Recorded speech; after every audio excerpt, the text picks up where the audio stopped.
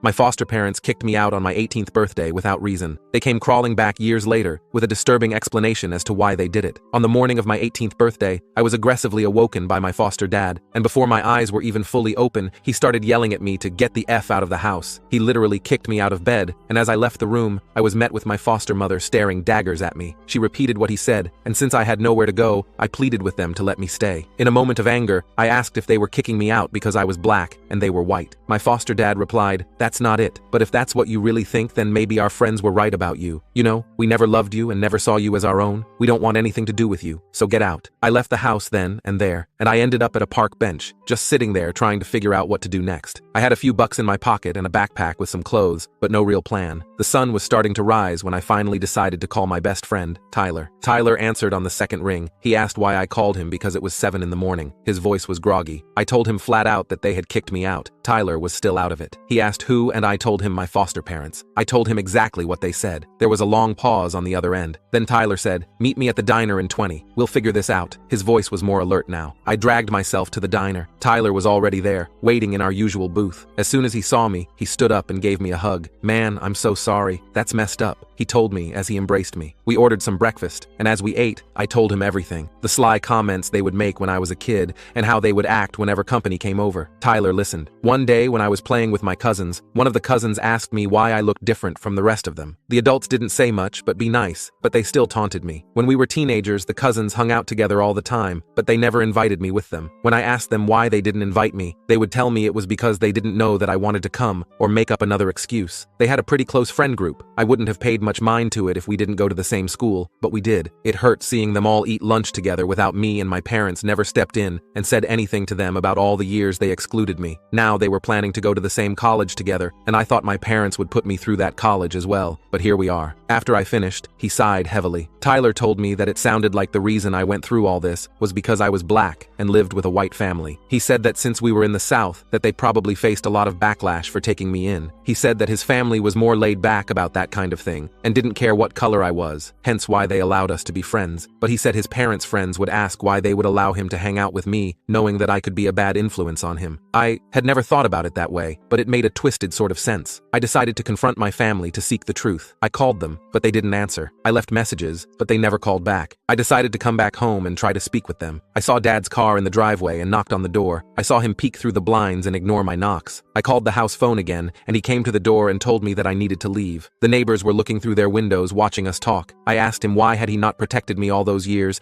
and why they decided to kick me out on my birthday. He said again that I needed to leave and threatened to call the police. I left just as quickly as I came. I couldn't believe he threatened to call the police on me after taking me in when I was 3 and raising me until today. They turned me away, and I felt like the little boy that no one wanted to play with all over again. I made the difficult decision to leave my hometown. I moved to a new city, a bit further north. The first few months were incredibly tough. I stayed in a shelter for a while, saving up every penny I earned from a bunch of dead-end jobs. Eventually, I managed to rent a small, run-down apartment. It wasn't much, but it was mine. I enrolled in night classes at a community college and worked during the day. I was exhausted all the time, but I was determined to make something of myself. Years passed. I finished my associate degree and landed a decent job as an administrative assistant at a marketing firm. It wasn't glamorous, but it was stable, and I was good at it. I even got a few promotions along the way. Then I met Jasmine. She was a new hire at the firm, and we hit it off immediately. Jasmine was smart, funny, and incredibly kind. She had this way of making everyone around her feel special. We started dating, and before long, we were inseparable. A few years later, I planned a perfect night for her and I. I had been planning this evening for months, saving up every spare penny to make it unforgettable. Jasmine deserved the best, and I was determined to give it to her. We arrived at the rooftop restaurant just as the sun was setting. The sky was beautiful. It was pink and gold as the sunset. Jasmine's eyes showed her excitement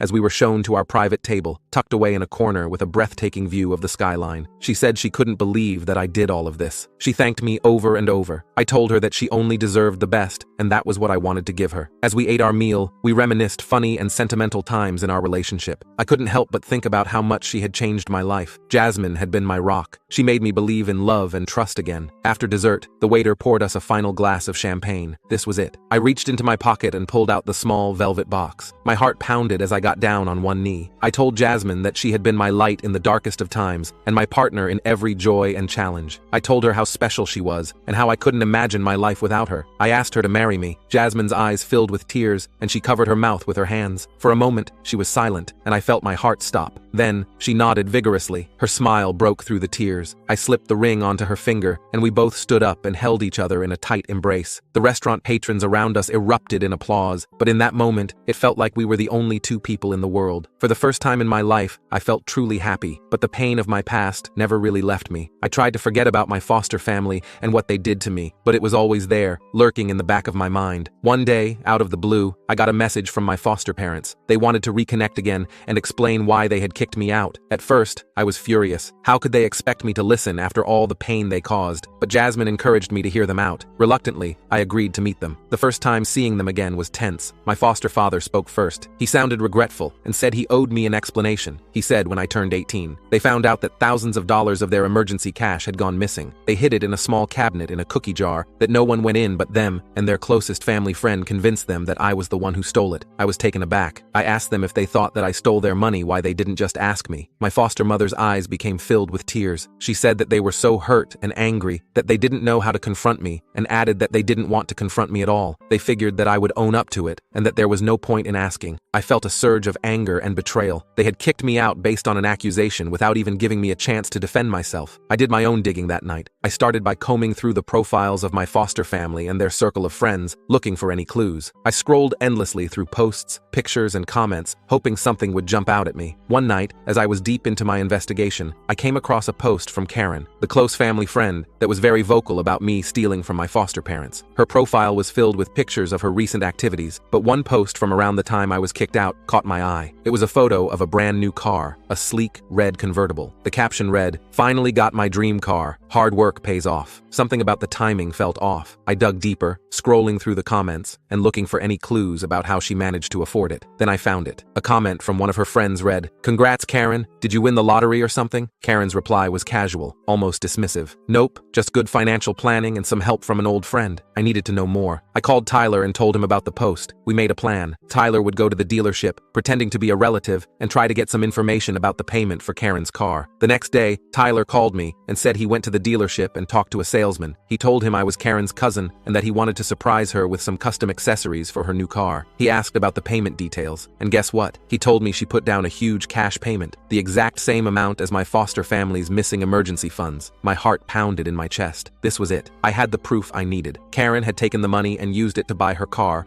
all while letting my foster parents believe I was the thief. I decided to confront Karen directly. I went to their house. When I told them all that I knew, she broke down, confessing everything. She said she was in a bad place financially and felt like this was her way to enjoying her life. She said she panicked about how sorry she was. Then she talked about how she didn't mean for it to get this far. I recorded our conversation on the phone stored in my pocket. After I got what I needed, I went back to my foster parents. They were deeply apologetic. They said they were so sorry and that we were wrong and should have trusted me. I told them that I appreciated their apology, but the lack of trust they had in me mixed with the treatment I received growing up was too much baggage to have a relationship after that. They threw me out without any real evidence, and I couldn't just forget that. As my wedding day approached, I made a difficult decision. I chose not to invite them. I knew that inviting them would bring on more pain on me and Jasmine's special day. They were hurt when they found out the news, but they respected my choice. On my wedding day, I was surrounded by friends and loved ones. I felt a sense of peace I had never known before. I had built a new life, one filled with love and happiness, and I was determined to protect it. The journey had been long and painful, but I had finally found my way. With Jasmine by my side, I looked toward the future. After the wedding, life continued to improve. Jasmine and I bought a house, and we talked about starting a family of our own. The pain from my past didn't vanish overnight, but it became easier to manage with time and the support of my new family. I kept working hard at my job, and eventually, I got promoted to a management position. It was a big step for me, and it felt like all my hard work was finally paying off. Jasmine was always there, cheering me on, and I knew I couldn't have done it without her. Every now and then, I'd get a message from my foster parents, usually around the holidays. They kept apologizing and asking for another chance. It was hard to know what to do. Part of me wanted to forgive them, to rebuild some kind of relationship, but another part of me was still so hurt and angry. One night, Jasmine and I were talking about it, and she said something that really stuck with me. Forgiveness doesn't mean you have to let them back into your life. It just means you're choosing to let go of the anger for your own peace. I thought about that a lot. I realized I was holding on to my anger, but it was also weighing me down. So, I decided to forgive them in my heart, even if I wasn't ready to let them back in. A few months later, I wrote them a letter. I told them I appreciated their apologies and that I forgave them for what they did. I also explained that I wasn't ready to have a relationship with them, but I wished them well. It felt like a huge weight had been lifted off my shoulders. Life went on, and things got better and better. Jasmine and I had our first child, a beautiful baby girl we named Lily. Holding her for the first time, I felt a kind of love I'd never experienced before. I promised myself I would always be there for her, no matter what.